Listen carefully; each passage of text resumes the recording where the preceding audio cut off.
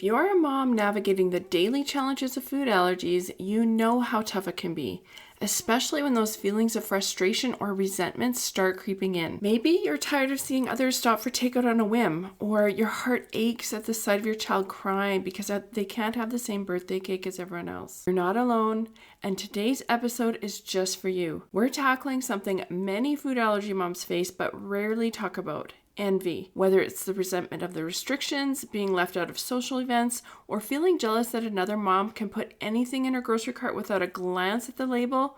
We're going to dive deep into understanding why these feelings come up, why it's important to manage them, and more importantly, how to move past them. Stick around for some real talk and actionable steps that will help you shift from resentment to resilience and help your child do the same. Let's get to it. Hey, food allergy mama. If you're here, you've likely experienced the scary and lonely food allergy diagnosis with your child. Unfortunately, food allergy parents aren't taught how to navigate the food allergy lifestyle, and it's easy to feel alone and discouraged sometimes. But I'm here to show you that food allergy life, it doesn't have to feel restrictive, scary, or isolated. I'm Karina, and I'm a 17-year food allergy mom and food allergy coach at Friendly Pantry Consulting.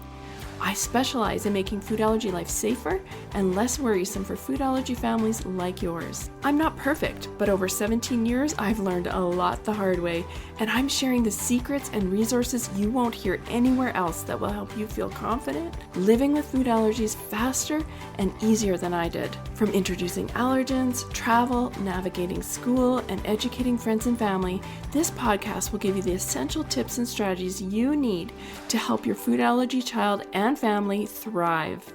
Welcome to the show. Dealing with food allergies is like navigating a ship through stormy waters. As a food allergy mom, you're the captain, doing everything you can to steer your child towards safety. You're running all over the deck, trying to see where to go, while running back to the helm to steer to where you think you should go. But sometimes the storm is overwhelming. The fear of a reaction, the anxiety of life with allergies, and the pressure of getting it right. Now imagine trying to navigate that storm without a map or a compass. You're relying on your instincts, but the winds are strong and the waves are unpredictable. You can't see clearly and every decision feels like a risk. But getting help from a trusted mentor is like getting that map and compass again. They guide you through the storm, showing you safe pathways you couldn't see on your own. They help you to understand where the danger zones are and where you can sail with confidence. Now, you don't have to run so much anymore.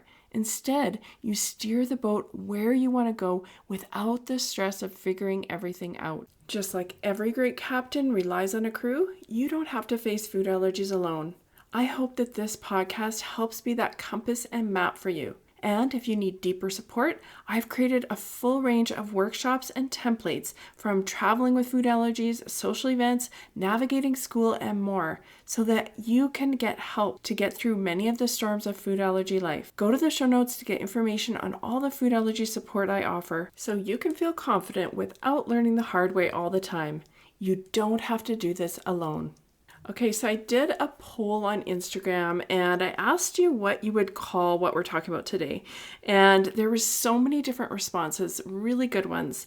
A lot of things that came up was food freedom envy, food allergy resentment, all kinds of things to do with jealousy. And as we go through this episode, I just want you to know that I may call it one thing, but I mean all of these. This whole idea of food freedom envy, it does not just happen to moms. It can happen to dads, grandparents, kids, and even aunts and uncles. But what really is it? Food allergy envy or resentment is that feeling you get when you see everyone else giving their kids anything at a restaurant without worry, or grabbing an unplanned ice cream with their kids whenever they want, or maybe even just throwing groceries in the cart without a second glance at the label. I would describe it as a deep, disheartening feeling that someone else has an easier life or doesn't have to worry like you do. I know I've felt it, and it's very, very common. So if you've experienced it, don't worry, you are not alone. I've had these feelings a lot over the years, especially when my kids were younger. But leaving these feelings to run our minds and our hearts can be super damaging to our mental health. Karen Swartz, who is the director of mood disorders at the Adult Consultation Clinic at Johns Hopkins Hospital, said this: There's an enormous physical burden to being hurt and disappointed. Chronic anger puts you into a fight or flight mode, which results in numerous changes in heart rate, blood pressure, and immune response. Those changes then increase the risk of depression, heart disease, and diabetes, among other conditions. And if we as moms are suffering in our mental health, we have the danger of passing that worry on to our kids too. And I know that none of us want to do that. I know that so many of us just want to help our child live a normal, happy life. The last thing that we want to do is pass on an unhealthy habit. So let's talk just a little bit about what causes food allergy resentment or food allergy envy. And simply put, I think that food allergy envy is caused a lot by comparison. Comparing someone else's life to your own can make it seem like they have it better. Unfortunately, you're only seeing the outside of their life. But let me assure you, nobody is without hardship. And comparing somebody's visual life to your real life is dangerous and misleading. But you're saying, Karina, how do we stop this? I mean, we inevitably find ourselves making these comparisons, and it seems like we can't stop it. Here are 3 tips to help you when food freedom envy comes up. Number 1 is to stop comparison. Let's face it, seeing those carefree families and comparing it to our own lives as anaphylactic food allergy parents is hard. And it's okay. We all feel this way at diagnosis and at other times too. But I don't want you to do is to constantly compare. But how can we stop it? And I think it's important to acknowledge the truth of what you're feeling. Let yourself mourn what you've lost. Feel sad about it. Food allergies are not fair, and sadly, you and your child have to live this way. Take some time to process it without judging yourself or feeling guilty. This is a normal feeling and it's okay to feel it. But once we've spent some time in that place of mourning and allowing ourselves to feel sad, we need to recognize that we can't let it take over our mind. And that's when it's time to move past it. So to do this, it's almost like you need to give yourself a bit of tough love in a way.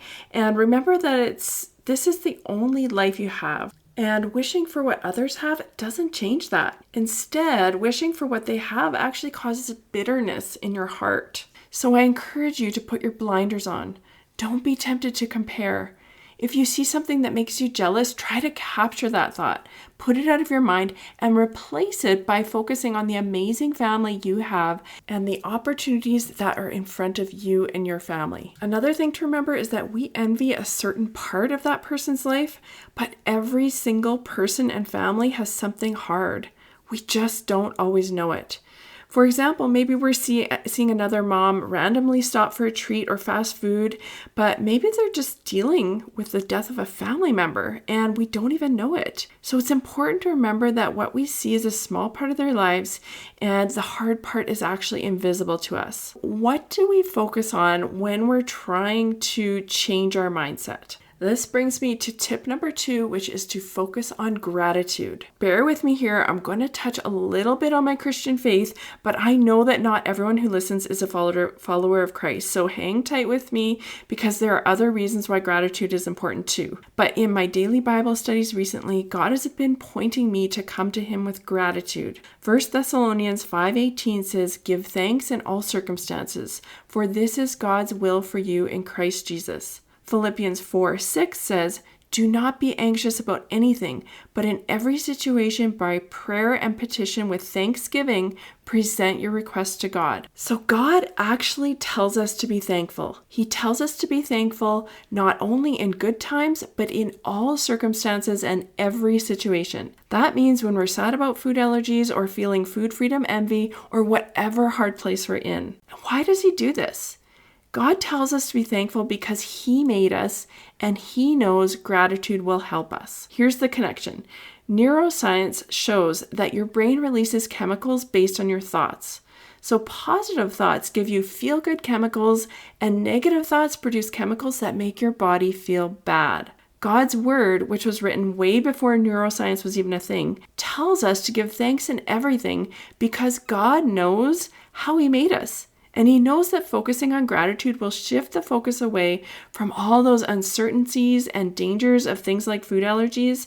And instead, gratitude creates space for positive emotions, which will release feel-good chemicals and reduce stress. If you want to learn more about this, about biblical mindset, a friend of mine, Cindy Stewart, wrote a book called Happy Healthy Mind, and I'll link to that in the show notes. But whether you have Christian faith or not, gratitude is essential. Not only does gratitude cause your brain to release feel-good chemicals in the moment, but focusing on gratitude long-term is going to foster a mindset of positivity and on what's going well. Whether it's being thankful for a hug from your child, or finding a new allergy-safe food, or seeing a beautiful sunrise, having a mindset of positivity will help you better cope with the challenges that come up because of food allergies. And lastly, focusing on gratitude will make a huge impact on your kids as well. Modeling gratitude will show your child how to deal with their food allergies in a more positive way. Our kids are watching us and soaking everything in, and whether we like it or not, they will copy our attitudes and mindsets as they grow. Now, don't get me wrong, nobody is perfect, and we aren't going to model gratitude perfectly, but just doing what we can is going to promote better emotional and psychological health for our kids and make a generational impact as well. Okay, wow, that's not a lot of pressure at all, is it?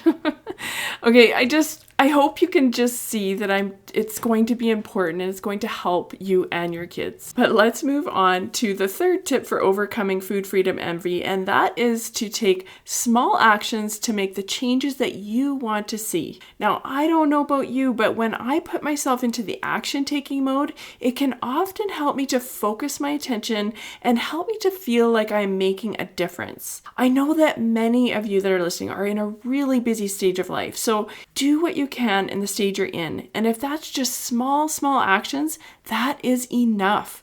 There is no shame and no pressure. By focusing on small actions, you can feel like you're making a difference, which replaces the envy with a sense of purpose. So let's say, for example, you want your child to be included. So you can take a small action by educating someone about food allergies. And this can be as simple as talking about it with a mom who's invited your child to a birthday party. One thing I like to say is that every person you educate is one more that understands.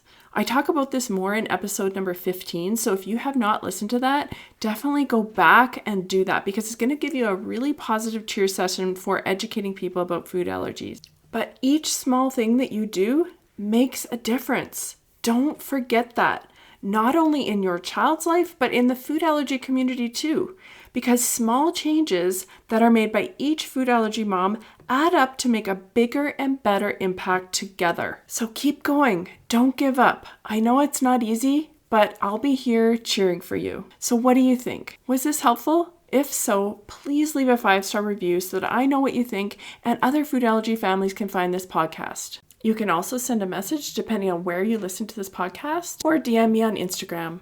Thanks for listening and bye for now. Before you go, Mama, if you love this episode and want deeper support, head over to friendlypantry.com to see how we can partner together to keep your food allergy child safer and worry less. There's no need for wasting time searching all over Instagram, TikTok, and the web to get the practical knowledge you need for your family. While you're there, grab your free Food Allergy Kids Empowerment Guide or the newly diagnosed checklist today. Topics are not medical advice and are the opinions, views, and property of Friendly Pantry Consulting Incorporated. All rights reserved. Always contact your board-certified allergist immunologist for health advice.